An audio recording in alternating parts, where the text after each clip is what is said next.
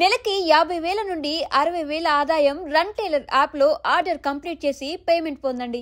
సుమారు నెలలో 30 రోజుల్లో ఎన్ని డేస్ బిజీగా ఉంటారు గాంధీ గారు? చెప్పలేము. ఒక్కో నెలలో 20 రోజులు చేస్తామమ్మా. అసలు 10 రోజులు చేస్తేనే ఎక్కువ చేసినట్టుగా అనిపిస్తూ ఉంటుంది. బిజీ అయిపోయిన లైఫ్. 10 రోజులు యావరేజ్ అయితే 12 రోజులు 15 రోజులు పడుతుంది. అసలు ఎలా బ్యాలెన్స్ చేస్తున్నారు ఇప్పుడు ఈ సినిమాలు తర్వాత పర్సనల్ స్పేస్ ఎలా బ్యాలెన్స్ చేస్తున్నారు? పర్సనల్ ఏముందమ్మా, పొద్దున్న లేవగానే వాకింగ్ చేస్తాం 1 గంట. ఫ్రెండ్స్ ఉన్నారు ఒక 30 మంది. నేను ఉండేది మోతీనగర్. ఆ పార్కులో మార్నింగే తిరుగుతూ ఉంటాం సరదాగాను. షూటింగ్ ఉంటేనేమో షూటింగ్ వచ్చేస్తూ ఉంటాం. ఇక మళ్ళీ ఎప్పుడు డబ్బింగ్ ఏమో డబ్బింగ్ వేరటం. అదే పని, ఇంకా వేరే పని ఏం లేదు. నాకు వేరే అవకాశనే లేదు ఇంకాను.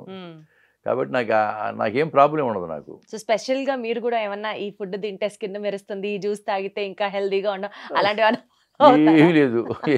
మామూలు ఫుడ్ తీసుకోవటమే.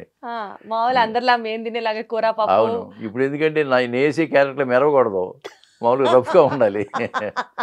అది ఎంత రఫ్గా. నేను మేకప్ కూడా వేసుకుని అసలు మేకప్ కూడా నో మేకప్. నేను 150 సినిమాల్లో 5-6 సినిమాల్లో కూడా మేకప్ కూడా డల్ చేశారు తప్పితే షైన్ అనేది ఉండదు. మామూలుగా ఎత్తోటి మేకప్ నేను చేస్తూ ఉంటాను. ఎందుకు? దానికన్నా స్పెషల్ రీజన్ ఉందా? ఏమి లేదు, యాజ్ టీజ్గా చేస్తే తప్పే ఉందమ్మా. మేకప్ వేస్తే ఇంకాస్త బాగుంటారేమో. ఏం లేదు, బాగోకూడదనేగా. అన్ని బాగోని క్యారెక్టర్లే కదా నాకు వచ్చేవన్నీ. Okay, super. సో రీసెంట్ గా మీరు చేసిన రోల్స్ లో మీ మనసుకు బాగా క్లోజ్ అయినటువంటి క్యారెక్టర్ ఏంటి? ఈ మధ్య కాలంలో చేసింది మాత్రం ఇదేనమ్మా. ఈ వీడే మన వారసుడు అని. దాంట్లో తాత మనవడిది సెంటిమెంట్, చాలా సెంటిమెంటు. దాంట్లో ఒక మంచి సాంగ్ కూడా నా మీద, తాత మనవడి మీద ఒక సాంగ్ కూడా ఉంది. అలాగే కలివనం కూడా మెయిన్ క్యారెక్టర్ నాది. అద్భుతమైన క్యారెక్టరు. ఆ కలివనం ఎన్విరాన్మెంట్ని తీశారు అడవుల మీద. మెయిన్ క్యారెక్టర్ నాదే. రాజనరేంద్ర గారిని ఆయన మంచి వేషం ఇచ్చారు. కళామ తల్లి కరుణిస్తే కనుక నెక్స్ట్ ఇయర్ దానికి అవార్డులు పంట రావాలి. అందులో నాకు కూడా అవార్డు వస్తుందని ఎక్స్పెక్ట్ చేస్తున్నాం. ఇక తర్వాత భగవంతుడి దయ. కానీ అంత మంచి క్యారెక్టర్ చేశాను, మంచి క్యారెక్టర్ చేశాను.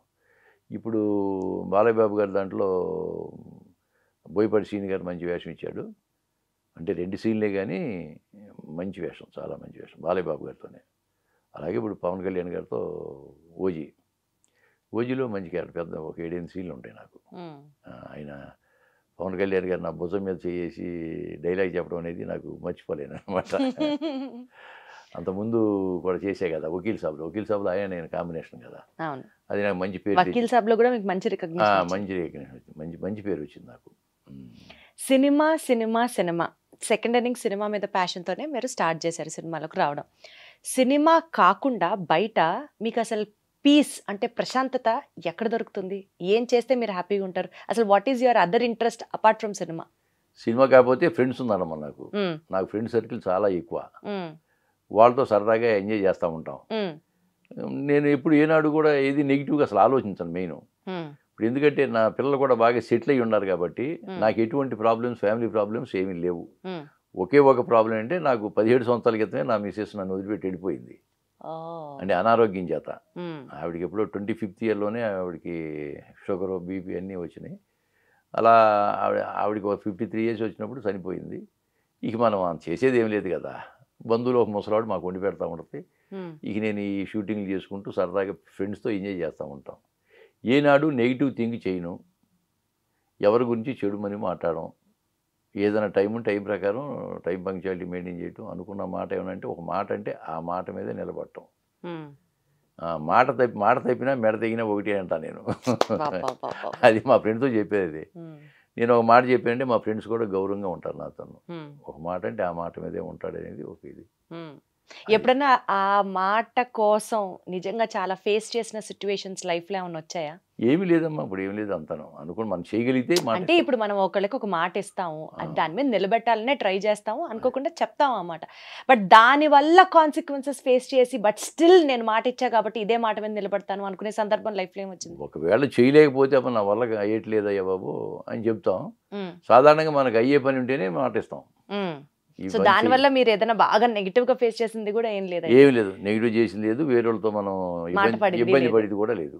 అది అసలు ఉండదులేండి, మీ వాల్యూస్ కి మీ ఎథిక్స్ కి అది అసలు ఉండదని లేదమ్మా, అస్సలు లేదు, అస్సలు లేదు. రాజేంద్ర ప్రసాద్ గారితో బ్రహ్మానందం గారితో ఎప్పుడన్నా చేశారండి? అంటే చేసాం, కామెడీ. ఉత్సవం అని ఒకటి చేసామమ్మా.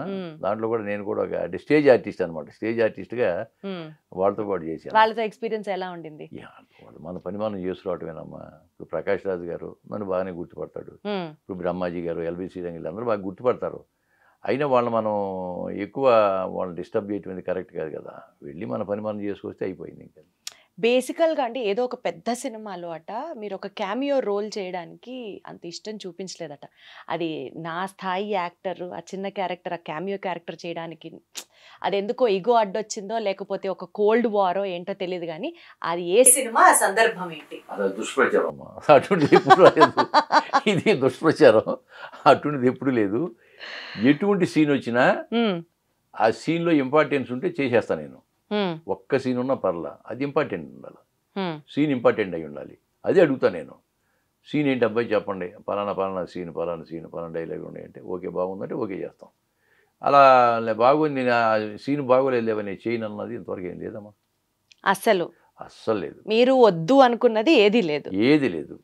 మిమ్మల్ని సీన్లో కానీ లేకపోతే సెట్లో కానీ కరెక్ట్ చేసిన కాన్సిక్వెన్స్ లేదు? లేదు. కరెక్ట్ చేయడం చేస్తారు కొంతమంది, సరిగ్గా లేకపోతే అట్లా కాదు ఇట్లా చేద్దామా సార్ అని అడుగుతారు.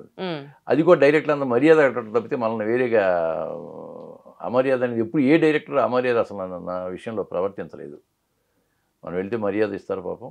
మరి ఆ విధంగానే వాళ్ళు చెప్పినట్టుగా చేస్తే వాళ్ళకి ప్రాబ్లం లేదు, నాకు ప్రాబ్లం లేదు. సినిమా ఇండస్ట్రీలో కొన్ని వేల లక్షల మంది ఉపాధి పొందుతూ ఉంటారు, వాళ్ళ యొక్క భవిష్యత్తుని అక్కడ వెతుకుతూ ఉంటారు. ఇట్లా చాలా చాలా ఎక్స్పీరియన్సెస్ చాలా మందికి ఉంటాయి. మీలాగా అవుట్ ఆఫ్ ప్యాషన్ కావచ్చు, అవుట్ ఆఫ్ ఇంట్రెస్ట్ కావచ్చు, అసలు సినిమానే నా ప్రాణం అనుకొని వచ్చిన వాళ్ళు ఉంటారు. అందరూ ఒకే తాటి మీద సెటిల్ అవ్వడానికి ఆస్కారం కూడా లేదు. కొంతమంది బాగా సెటిల్ అవుతారు, కొంతమంది ఇంకా ఆపర్చునిటీస్ కోసం వెతుకుతూనే ఉంటారు, కొంతమంది ఇది మన వల్ల కాదు అని వదిలేసి వెళ్ళిపోతూ ఉంటారు. ఇన్ని సక్సెస్లు చూసిన మీరు, ఇంత మంచి పొజిషన్లో ఉన్న మీరు ఎప్పుడన్నా సినిమా వర్గానికి సంబంధించి కష్టాల్లో ఉన్న వాళ్ళకి కానీ, సెటిల్ అవ్వాల్సిన వాళ్ళకి కానీ మీ వంతు ప్రయత్నంగా ఏమైనా చేసే ఆలోచన ఉందా అండి? చేశానమ్మా, చెప్పుకోకూడదు కానీ మామూలుగా చూస్తూ ఉంటాం. జూనియర్స్ వస్తూ ఉంటారు, చిన్న చిన్న ఆర్టిస్టులు వస్తుంటారు. పాపం వాళ్ళు ఏదన్నా నెలలో 10 రోజులు చేస్తే కానీ వాళ్ళు అద్దె కట్టగలరు, పిల్లలకి ఫీజు కట్టగలరు, చాలా ఇబ్బందులు పడుతుంటారు. వాళ్ళని చూస్తే చాలా బాధ అనిపిస్తూ ఉంటుంది. నేను అందరితో మామూలుగా క్లోజ్గానే మాట్లాడతా, జూనియర్ ఆర్టిస్టులతో కూడా బాగా మాట్లాడతా. వచ్చిన అందరూ కూడా బాబాయ్ మీకు పరిచయం ఉంటారా జూనియర్ ఆర్టిస్టులు? పరిచయం అంటే ఏమ్మా బాగున్నారా అని అంటుంటాము, బాబాయ్ బాగున్నావు అంటుంటారు. అలా అంటే వాళ్ళతో కూడా మామూలుగా వాళ్ళకు మనలాగా మనుషులే, ఇండివిజువల్స్. వాళ్ళతో సరదాగా మాడితే వాళ్ళు కూడా సరదాగా మాడతారు పాపం. వాళ్ళు కూడా ఏదైనా ఆర్టిస్ట్ అవ్వాలని వచ్చిన వాళ్ళే అవకాశాలు లేక జూనియర్ ఆర్టిస్టులకి వెళ్ళిపోతారు. అయినంత మాత్రం వాళ్ళని చులకనగా చూడటం అనేది ఎప్పుడు జరగదు. నేనైతే అందరితో కలిసి ఉంటాను. ఈ కరోనా టైంలో వీటిలో చాలామంది కొంచెం ఇబ్బందులు పడినప్పుడు నేను కూడా కొంత అందరికి ఇవ్వడం జరిగింది. అంటే నా పరిస్థితి బాగుంది కాబట్టి ఎవరు నాకు 2,000 కావాలి, 3,000 కావాలంటే 5,000 కావాలన్నా అలా ఇచ్చాను. నేను దాదాపు 2 లక్షలు నేను కరోనా టైంలోనే ఇచ్చాను చాలామందికి. అవన్నీ చెప్పుకోకూడదు అనుకోండి, కానీ ఆ జాలి గుణం నాకు ఉంది. అద్భుతం అసలు. సో ఇలాగే మంచి మనసుతో, పెద్ద మనసుతో 10 మందికి సహాయపడాలని కోరుకుంటూ మమ్మల్ని ఇంకా ఇంకా ఇంకా ఎన్నో సినిమాల్లో ఎంటర్టైన్ చేయాలి. అతి త్వరలో మీరు వెయిట్ చేస్తున్నటువంటి ఆ విలన్ క్యారెక్టర్ కూడా మీకు చెయ్యాలి, దానికి కూడా ఒక అవార్డు రావాలని మనస్ఫూర్తిగా కోరుకుంటున్నాం గాంధీ గారు. Thank you so much. ఇంతవరకు నన్ను ఆదరిస్తున్న నిర్మాణ సంస్థలకు, నిర్మాతలకు, దర్శకులకు, రచయితలకు, ముఖ్యంగా ప్రేక్షక దేవుళ్ళందరికీ నా హృదయపూర్వక నమస్కారం తెలియజేస్తున్నాను. Thank you sir.